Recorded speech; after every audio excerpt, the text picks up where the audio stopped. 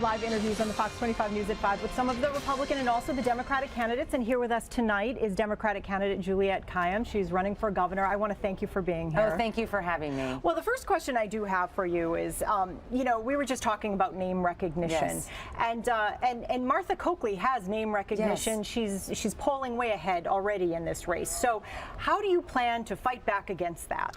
I plan on actually looking forward. The Democrats have a caucus system. I have to get 15% of the caucus goers next month and the next 2 months, and we are working hard. It's a field strategy, and I am out there. I am throughout the state. People know I'm working hard, and that's why the campaign is generating a lot of buzz. Honest truth is, I'm different than everyone else, and that seems to be resonating. You know, I've been in government, but I'm not from politics. I have this history in crisis management as a Homeland Security head and complex management. I have a civil rights background, so I believe in progressive causes and represent sort of a new generation of leadership that we're seeing in the city and through a lot of our cities that is resonating. So it's exciting, but I do one election at a time. So the next is the caucuses. All right. So I want to ask you, because Martha Coakley is obviously the only other woman in the race, and Emily's List, powerful fundraising group, has thrown its support behind her. So are you feeling pressured to get out of the race? Is she clearing the field? Well, I mean, she may be of both men and women, right? And so, and thank you for the opportunity to clarify. So Emily's List has stated publicly, I would never say it for them, that they did ask me to get out, and I had a private communication with them. Let me tell you who I am. I believe more women running for office is better. It is better for all citizens of the state. It is better for the 2 female candidates. I think the strategy of one woman at a time is long gone, and I think it's an insult to female voters. I think to say, oh, if we only have one, then all the women will head that way. It's like so old school. And so what I'm doing is just bringing a different voice. It happens to be female, but you know, I honestly don't believe it's about the chromosome. I believe it's about the candidate. And on fundraising, we are doing great. And that's why people are noticing. There is a groundswell of support for the campaign. What do you think it is, perhaps, that people like about you, but not some of the other candidates? I don't think it's, you know, I don't think it's like or dislike. I think it's just,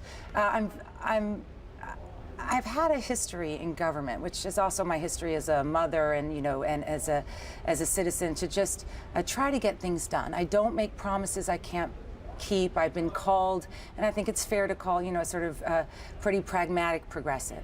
I want to push the state forward. As a Democrat, I don't think we need a course correction. I think we just need to keep pushing, fix things that are broken, make the state more connected, lure businesses here, because that's the only way you're going to generate job growth. And I have detailed plans for that. So it's a combination of, I mean, the way I talk and the way I am as someone who doesn't really care what your politics are. If you're committed to the state and to making things work, let's do it. I have to ask you about this, because this generated a lot of headlines that you admitted to smoking pot when you were a teenager. So let me tell you, I have been in government a lot. I served as the governor's Homeland Security advisor, multiple security clearances to sit in the Situation Room. I have learned not to lie because you'll never remember it. So the FBI clearances, I disclosed that I had smoked pot when I was young. You know, and it is what we did about that. I'll tell you is, after admitting it, which I didn't think much about in our day and age, and it generated a lot of press, to really use it as an opportunity to talk about one of my distinct agendas, which is criminal justice reform. We put too many people in jail, too many young from this city. We don't treat them right, in the sense we're not giving them opportunities, and we're worse than other states. Other states are so much more progressive than us. We're spending $1 billion on prison construction. So let me just tell you, I had to call my dad and disclose. I said, Dad, there's a lot of things that are going to come up. You had to tell him that this was coming out. He reminded me that he knew. So he knew the whole time, yes. and you thought you were keeping it from him. Well, you know, there has been a movement out there to, and outside groups have announced this, to legalize pot here in Massachusetts. What do you think about that? So I'm not there yet. I do support decriminalization, and it's only because there's one big state experimenting right now, Colorado. We just don't know how it's turning out, and I am going to keep looking at Colorado. There's a great. So you're not willing to throw your support I'm not going to do that. Yeah, you know, and also, can I just tell you, life is short, and if I'm governor, life might be, you know, very compressed. I have priorities for the state that involve, generating jobs and income inequality and all these plans you can see online, veterans, other communities I've worked with. There's only so many battles you can bring, and I want to prioritize them for everyone. In 2007, you were appointed, of course, Yes. as we mentioned, Governor Patrick's Undersecretary of Homeland Security. So we've had now coming up on 2 terms of Governor Patrick. What would make you different from him? So there's a number of agendas that I would pursue that weren't at the top of his, in particular criminal justice reform, which I talked about. I think I'm the Democrat who can do it. I come from the world of counterterrorism. No one can accuse me of not wanting to put bad people away, but I think we're probably defining bad too broadly, especially nonviolent offenders.